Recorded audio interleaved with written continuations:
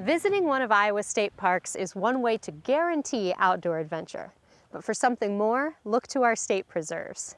While the parks are DNR-attended, camping-ready outdoor recreation zones, Iowa's preserves are wild, ecologically diverse classrooms. Well, just as exciting, preserves are all about teaching visitors about the history and importance of Iowa's varied environments.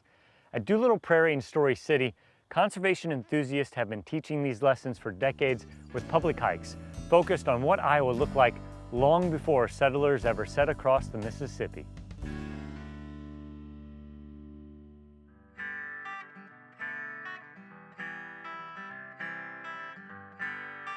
This is an evening prairie walk, and as the outreach coordinator, I'm responsible for promoting our events, and this is one that I do not have to try to promote at all. The people who come to this event are people who enjoy the prairie, they're celebrating the prairie, they want to learn about the prairie, and what's great about this event is Lloyd leads 4 hikes throughout the growing season, so May, June, July, August. You can come to each of those events and experience something completely different because plants are blooming at different times all throughout the year. I've been doing it for 26 years, and I started back in about 1990, 91 or so. Yeah. Yeah. I don't do a song and dance. I mean, some people are maybe looking for that, but if they want to talk about the soils, if they want to talk about the wildlife, they want to talk about the insects, they want to talk about anything, I can handle a variety like that. But it seems like everybody, what's this plant? What's that plant? Over his nearly 3 decades leading Story County's Doolittle Prairie Walk, Lloyd Krim has gotten to know Iowa Prairie extremely well. It seems almost fitting that while his understanding is so diverse, the prairie's millennia-old plant life is what draws the most attention. I've tried other parts of programs and done one really good one on soils. There's a guy at Iowa State that did an excellent job on the soils one, but ended up everybody's wondering, what's this plant, what's that plant? So it comes back down to identifying the plants. So, known as a pothole remnant prairie, Doolittle's 24 acres are a prime example of the depressional wetland marshes and landscapes that were found all across the northern plains states when the glaciers from the last ice age melted away. Many of these potholes turned into lakes and ponds, popular with migrating birds. Others, like Doolittle, offer a permanent time capsule of a traditional Iowa landscape. it's more closely related to what Iowa probably looked like right after the glaciers receded. It's the pothole topography, the swell and swale. The ground hasn't been turned. Kind of like it was, and the vegetation is fairly close, but it's kind of like this is what Iowa looked like.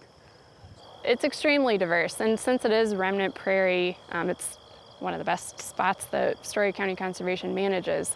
I mean, if you listen, you can hear insects, there are snakes, there are mammals, there are lots of birds that depend on this habitat.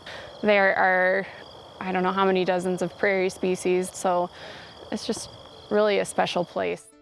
Spanning the entire growing season, each of Story County's monthly hikes offer a different look at the distinct flora and fauna that call Doolittle home, as well as the natural life cycle Iowa's indigenous wildlife enjoys. The flowering kind of varies a little bit. Some things bloom a little earlier, some things bloom a little later. I mean, it changes constantly, but it's the same plants.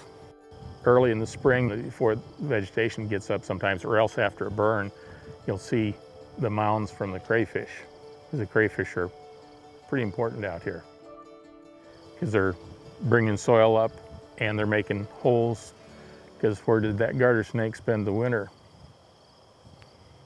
They probably in a crayfish hole. None of Iowa's prairies and preserves see the visitor traffic of the state parks, and given their small footprint and delicate ecosystem, that is fine with local conservation officers. Still, as the years have passed, the Doolittle hikes have gained in popularity. We're surprised how many people travel to come to these. They're not all local citizens of Story County, but lots of families, lots of retired folks, lots of college students or high school students sometimes. A couple of years ago, I'd be getting around 10, 15, 20 people, and now it's 20 25, 30. And last time we were here, we had 42 people, which is a record for several years. Maybe the best part of Lloyd's tenure as Doolittle hike leader is the fact he's provided all his knowledge and time as a volunteer. Across the state, conservation boards hold volunteers as one of their most crucial resources. We rely really heavily on volunteers. They are integral to our mission. We wouldn't be able to accomplish what we do without partnerships. Last fiscal year, we had over 5,000 hours donated by volunteers, which for us is the equivalent of 2.5 full-time staff. So they get a lot done. And in Lloyd's case, he's bringing something extremely special to the table. He's able to educate people about this wonderful prairie that we're standing in, help foster an appreciation and understanding of it. So we're extremely lucky to have volunteers like that give their time. You think you know the plants pretty well until you lead a walk like this, and then you realize, oh, I guess I didn't know them very well at all. And so I pick up stuff as I go along. So I enjoy it. Humility aside, it's events like Lloyd's Doolittle Prairie Walk that spurs conservation. I hope that they see this habitat and they understand its importance. You know, they can hear all the life that is going on in the spot, and they want to get involved and take action on their own. There's silver like that have the white on both.